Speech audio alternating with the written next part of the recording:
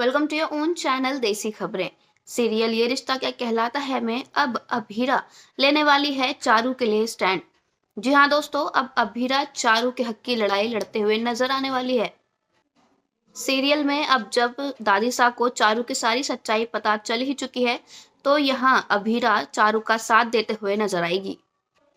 यहाँ अभीरा दादी सास से कहने वाली है कि चारू को इस तरह रोकना, उसके सपने तोड़ देना, उससे जॉब छीन लेना सरासर गलत है और यहाँ दादी साहब बिल्कुल गलत हैं।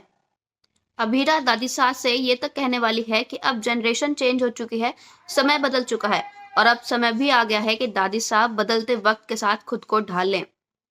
ये जरूरी नहीं है कि सब दादी साहब के मन मुताबिक काम करें, बल्कि सबको अपने लिए फ्रीडम होनी चाहिए। अबीरा यहाँ दादी सास से कहेगी कि इस घर के लोग जीते जागते इंसान हैं, ना कि कोई भेड़ बकरी जिन्हें आप जैसे चाहो वैसे चलाओ। अरे आपको ये चाहिए ही क्यों कि सब लोग आपके मुताबिक चलें, आपके मुताबिक काम करें? क्या किसी की अपनी कोई पर्सनल चॉइस नहीं हो सकती?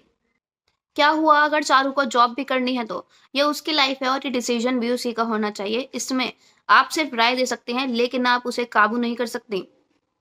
मैंने माना कि आप घर की बड़ी हैं और सभी को समझाना आपका फर्ज भी है, लेकिन हर चीज में नाक घुसाना बिल्कुल भी सही बात नहीं है। दोस्तों, यहाँ अभीरा दादी साहब पे पर्सनल अटैक भी करने वाली है। वो उनसे कहने वाली है कि आप एक बात बताइए, आप खुद तो एक लॉ फर्म संभालती हैं, इतनी फेमस हैं, दूसरों को इंस्पायर करती हैं, कई लोग, कई महिलाएं आपसे इंस्पायर होती हैं बाहर जाकर काम करने के लिए। लेकिन जब बात आपके घर की औरतों पर आती है, तो आपको क्या हो जाता है? आप बस यही चाहते हैं कि वो घर में काम करते करते मर जाएं। क्यों उन्हें बाहर जाकर अपने सपने सच करने की आजादी नहीं है? क्यों वो बस घर में बैठे हैं? आप मुझे बस ये बता दीजिए दादी साहब। यहाँ दादी साहब जो बस अपनी अकड़ में रहती हैं, उन्हें अभीरा का दिया हुआ ये रियलिटी चेक बिल्कुल भी पसंद नहीं आया है। उन्हें अभीरा की बातें बहुत कड़वी लगी हैं और अभीरा ने जो कहा है वो उसे मानने को बिल्कुल भी तैयार नहीं है। उन्हें लगता है कि वो जो करती हैं और वो जो कर रही हैं, वो बिल्कुल सही है और अभीरा छोटी है, तो वो इन सब मामलों से दूर ही रहे। यहाँ दादी साहब भी पीछे नहीं रहेंगी और अभीरा को खूब सुनाने वाली हैं। वो कहेंगी कि उसे घर गृहस्थी और परिवार के बारे में पता ही क्या है। ना तो उसकी माँ का कभी पति था और ना ही उन्होंने कभी कोई परिवार देखा, तो वो एक परिवार के बारे में कैसे बात कर सकती हैं? यहाँ दादी साहब भीरा को न जाने क्या क्या कहेंगी, उसे बदतमीज बेशरम तक बना देंगी और ये कहेंगी कि उसे बड़ों से बात करने की जरा भी तमीज नहीं है। उसकी परवरिश पर अब काफी ज्यादा कमेंट्स होने वाले हैं।